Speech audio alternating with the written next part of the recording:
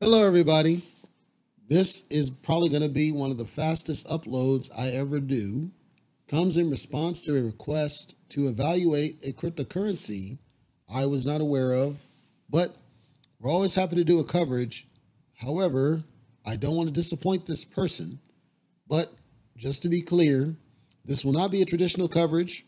It's probably not even going to be satisfactory because the moment I looked at it, I already knew what my feelings were going to be about this business. This is Dex Finance, DexFinance.com. I encourage you to take a look at it if such a thing is interesting to you. Just to be clear, the reason that I have the stance that I do, and I say this won't take long, and why I'm not going to go deep into it, first, there's three main reasons. First of all, I don't know if you've followed what's going on with Celsius right now. Celsius has very similar products to what this is doing. Celsius is in a very bad way right now, and I suspect this is a byproduct of this structure and any entity trying to do this very thing. Although intriguing, I think it's bad. I think anytime somebody's trying to solve in a decent space the idea of savings or ETF or money market, or they're trying to apply traditional fiat economics to a decent world, I think they're doomed to failure. And I say that because of Terra Luna and now Celsius, but also the stable gains that are the same type thing. All of these ones that do that same thing are crashing and burning. And as a result, ethically, I cannot recommend any of those solutions. This isn't to say that one of them is not going to eventually crack the code. But as I see it, we're nowhere close to being able to do this right. You just heard, hopefully, Coinbase come out and say, well, if you file bankruptcy, you're going to lose all your money. Deep. If Coinbase can't keep it together, these decent ones ain't going to cut it. So this isn't to bang on them if they're nice people, which is my second issue, by the way. I'm just saying to you, I personally do not advocate, recommend, or support projects that are doing this kind of structure. And I would recommend you stay away from them. This is up to you if you want to do that. The second, as I was saying, is around the people. They're presenting themselves like a real business, right? They're presenting themselves like they're a serious business, a real business. They're 40 years in experience in technology-based businesses. Second and third crypto projects. Excited to share this with you, and software engineers and marketing professionals. We own and operate a full stack media company, does all this crap, but you can't be damned to show your name, show your LinkedIn, so we can verify what you're saying is the truth and that you're not just full of it. So and I don't care, by the way, that you allegedly did a KYC with solid proof because we can't see the data behind this stuff. I'm sorry, I'm not going to give any credence to people where they make all these claims of credibility, but refuse to expose their name and their LinkedIn to everybody, and instead expect us to go off obscure KYC that we cannot verify the results independently. I will not support that. Number two. Number three, probably not a big deal, but this is a personal pet peeve. There's no strategy. The site looks nice, but it's not effective. It makes too many assumptions about where you are as a trader and investor.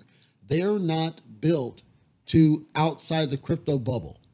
They're built to try to cater to people who are already in one of these ecos. That's already setting you up for failure because what you're doing is you're not structuring things as a regular layman individual would go in and have some interest in your product, which starts with what is the token that you're offering behind this business, which really doesn't exist. If there's such a token, talk about what it's doing. They have the DEX IRA, that's fine. And then everything else is coming soon. But I'm saying start with the token. Here's the token. Here's its tokenomics. Here's its white paper as a PDF. It then powers these other services, these utilities that we have created around them. Don't just spin into investment vehicles when you haven't explained exactly what you're doing and how you got to this point, which goes back to my point about the people.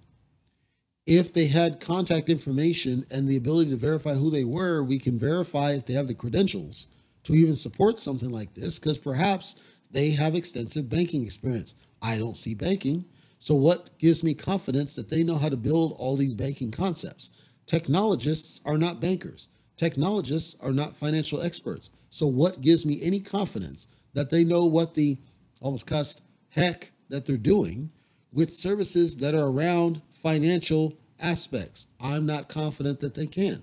Now, is it possible they succeed? Maybe. We don't know. I'm doubtful because of what happened with Celsius, because of what happened with Terra, by way of stable gains, by way of Anchor, by way of Maker, and all these other ones that were just completely blown up that were trying to offer the same thing. I don't fault them for trying. I'm saying that I would never advocate anybody get into these types of products when we're seeing the ones that offer these completely implode. And we're talking the best of the best here. Celsius was arguably at the top of the game, and they completely imploded. What gives me any confidence that a bunch of technologists are going to do what Celsius couldn't do in the financial space? My summary thoughts: I would never recommend it.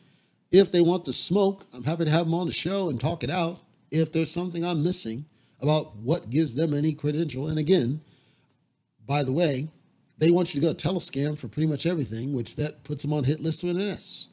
Because if you're really a serious business, you're not forcing people to Telescam. You're going to have a Reddit, you're going to have a Discord, you're going to have your website actually have a white paper, and maybe it's there and it's buried underneath the layers of a garbage. I don't know. I don't care. As I see it though, I think that they're catering to inside the bubble, and they don't seem to think outside that bubble of regular layman investors. And that's cool if all you care about are the people you're trying to poach them from one of the other competitors. That's cool. I got news for you, gentlemen or ladies.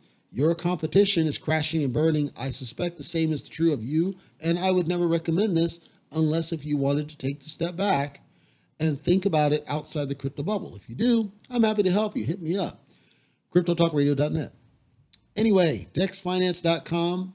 I apologize to the person who asked me to cover it. That's about all I'm going to do, because I am not confident at all about projects like this, and I'm extremely hesitant to even recommend them because I don't think they're going to last, and I think they're going to have some major issues, especially now. Not due to their fault necessarily. I think that these are premature, they're too soon, and they're not going to be able to thrive because I don't think the industry is ready for this stuff yet. And I wish we would stop trying to force this stuff and stick with basic fundamentals of how we do cryptocurrency before we try to turn things into a bank concept when we can't even get the basics of scam avoidance and self-regulation correct. Personal opinion.